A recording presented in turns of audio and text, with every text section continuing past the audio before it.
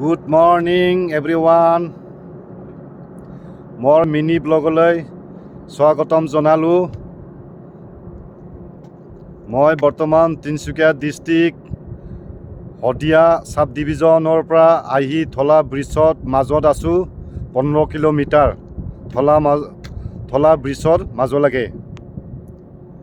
আৰু এতিয়া মই ধলা ব্ৰিজ আপোনালোকক দেখাম কিমান লম্বা। 15 কিলোমিটাৰ চাইকেল চলাই আহিলোঁ। এইটো মোৰ চাইকেল। অসমৰ সবচে ব্ৰহ্মপুত্ৰ ধলা ব্ৰিজে সবচে লম্বা অসমত। আৰু লম্বা আছে 9 কিলোমিটাৰ 150 মিটাৰ দলঙৰ লম্বা।